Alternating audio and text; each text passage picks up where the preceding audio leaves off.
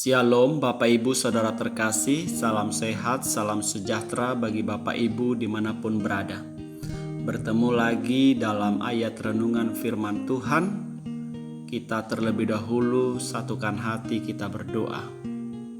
Terima kasih Allah Bapa di sorga atas kemurahan kebaikan Tuhan yang terus mengiringi perjalanan hidup kami. Tuhan, kami mau mendengarkan firman Tuhan, sabda hidup. Bukakan terlebih dahulu mata rohani kami untuk boleh memahami firman Tuhan, diperlengkapi semakin luar biasa. Kami siap mendengarkan firman-Mu, bersabdalah kepada kami. Amin.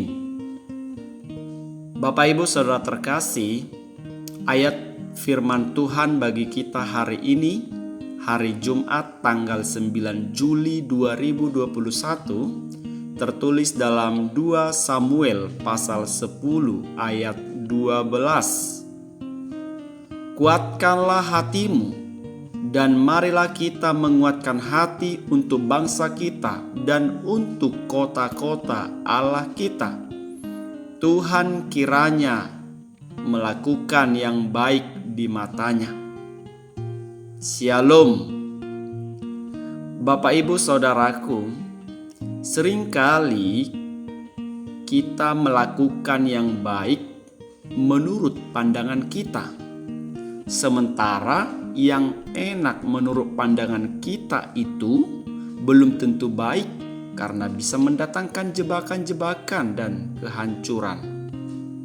Allah menghendaki kita melakukan yang baik di matanya, sebab yang baik menurut Tuhan itu pasti baik buat kita, berguna bagi iman kita, untuk masa depan kita dan kehidupan keseharian kita. Yang menurut kita baik kadangkala menjebak, menghancurkan dan merugikan kita. Karena itu baik menurut Tuhan pasti akan membawa damai dan menjadi berkat. Sehingga dimanapun kita berada, damai sejahtera Kristus yang melampaui akal budi manusia akan memenuhi kehidupan manusia. Apa yang baik menurut kita untuk sementara kelihatan enak dan menyenangkan, tetapi kemudian mendatangkan kehancuran. Apa yang baik di mata Tuhan selalu akan meluaskan pekerjaan Tuhan. Sebab Tuhan menghendaki kita bukan hanya menerima berkat, tetapi menjadi berkat. Artinya, waktu Tuhan mulai mengerjakan hal-hal yang baik buat kita dan melalui kita, maka lewat hidup kita pekerjaan Tuhan diluaskan. Banyak jiwa akan mengakui Yesus Kristus sebagai Tuhan dan Juru Selamat. Ketika bangsa Israel dihasut, maka Amon mulai menyerang. Yang didoakan oleh Yoab adalah Tuhan melakukan yang baik di matanya. Kita harus menyadari bahwa Tuhan yang kita sembah bukan hanya Tuhan yang mau memberkati hidup kita, tetapi Tuhan mau melakukan yang baik di matanya. Kadangkala Tuhan harus menghajar dan memukul kita dan mengizinkan kita masuk di dalam peperangan kehidupan ini. Karena itu perlu dipersiapkan, hati kita harus tetap setia. Jangan pernah berdebat dengan Tuhan sambil berpikir lebih baik Tuhan melakukan ini buat kita.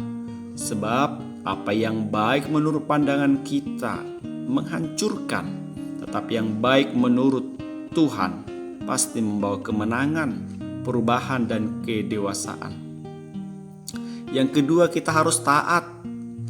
Karena bangsa Israel tidak mau taat dan mengeraskan hati, maka mereka harus berjalan selama 40 tahun di padang gurun. Taat akan membuat kita berjumpa dengan kedahsyatan Allah.